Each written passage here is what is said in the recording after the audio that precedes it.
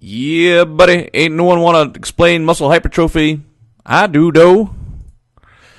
Muscle hypertrophy involves an increase in the size of skeletal muscle through an increase in the size of conal cells, according to Wikipedia. Skeletal muscle is any muscle that supports or articulates the skeleton. So a bicep flexes the elbow. That's an example of skeletal muscle. All modalities of exercise have the potential to cause hypertrophy. So running, the first few times you do it, it has external load from your body weight under gravity. That stress is enough to actually cause muscular growth in like ankles and knees the first few times you do it. But for the best kind of chronic gains in muscular size, we need to have external resistance because it allows scaling of the contraction intensity. So how does it actually work on a cellular level? Well, there's two main actions that a cell can get bigger. The first one's cell hypertrophy. As you can see, the four cells have just gotten bigger. And there's another one called cell hyperplasia. What happens to cell hyperplasia is a muscle cell will divide into two separate components.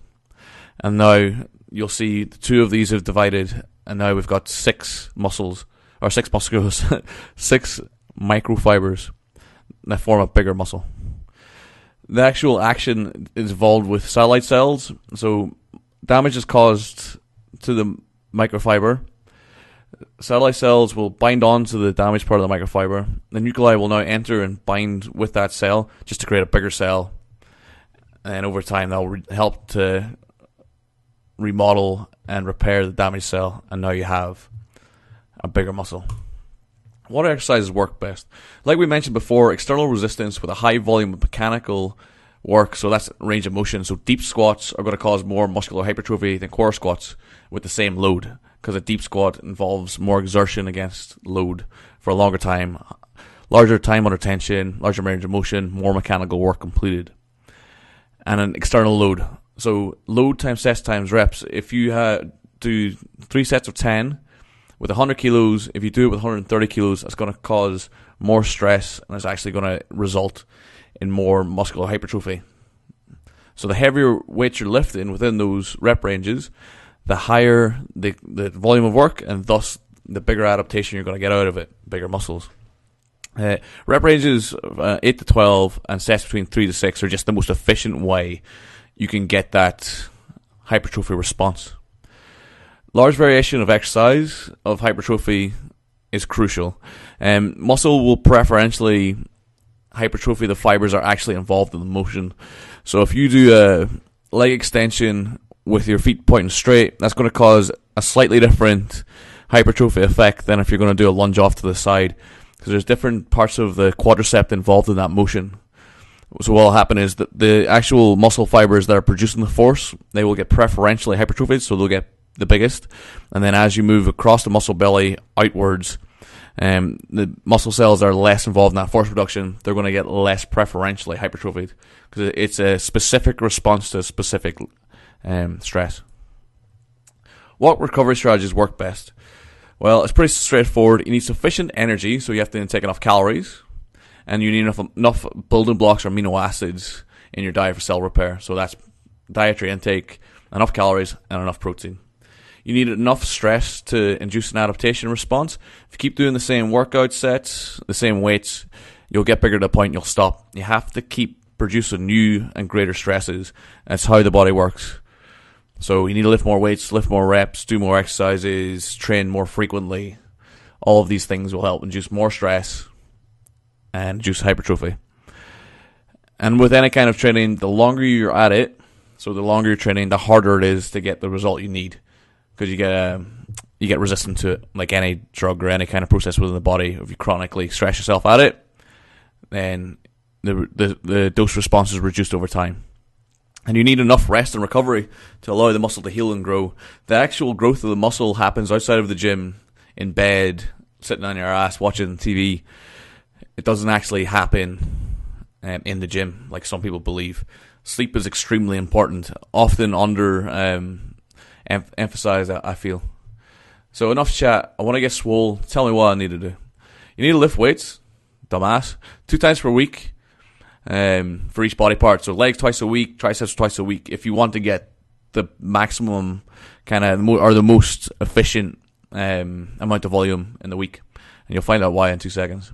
You need an appropriate volume of work, so 3 to 6 sets of 8 to 12 reps is just going to allow you to get enough work in a small enough time frame. If you stick to 3 reps, for example, let's say we need to get 30 reps in, and that's what we want to do, get a response. You can do 3 sets of 10 reps. So let's do 3 sets of 10 with 100 kilos, because it's 3,000 kilos of volume, or we can do 10 sets of 3 with 120. And that's going to give us slightly more volume, 200 kilos, 2,000 kilos. I messed that up. It's going to give you slightly more number. It's going to give you the same amount of reps, but only 20 kilos more per rep. So it's going to add up to more volume, but the amount of time you're going to spend doing 10 sets of 3 versus 3 sets of 10, it's a no-brainer. Stick to the high rep ranges, so you're not in the gym for 25 hours doing 10 sets of 3, 10 sets of 2, because it's just stupid. You need sufficient calories. Just work out your basic metabolic rate. Search for it on Google. You'll find out how to do it real easy. And your protein requirements. Based off amino acid tracer studies and the less reliable nitrogen balance studies, 1.4 to 2.2 grams of protein seems sufficient for strength training athletes. So you're no different unless you jacked out your mind on gear, in which case you don't even need to look at this, because you just need to lift weights. You should be in the gym right now getting bigger. Get enough rest. 24 hours for an easy workout, 40 hours for a moderate workout, and 72 hours after a hard workout. It's been shown with amino acid tracer studies and protein synthesis studies that the muscle regeneration process goes on past 72 hours. So if you do a hard bicep workout, you're still getting bigger 2 days, 3 days later. Although the actual extent or the rate of it reduces rapidly after the first 24 hours. And like I said before, sleep 8 to 10 hours at night. That's kind of the most crucial thing. Yeah, so this has been significantly more than 150 seconds, but hopefully it's been useful. This is Mark of castironstrength.com signing out. I hope you've noticed the increased quality of my voice. I haven't just taken lozenges. I now have a Blue Yeti professional microphone. It's fucking awesome. Thanks very much, Ryan Keys, my dad, Rick Keys, for buying me this gracious present. I'm going to try, in the new year of 2015, be slightly more prolific with the YouTube channel. It wouldn't be difficult, to be honest.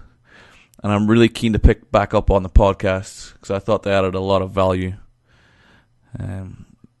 So I'll be talking to Ben shortly, and hopefully we'll have some good news for you on that front.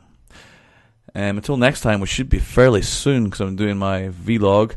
This is Mark of castironstrength.com signing out.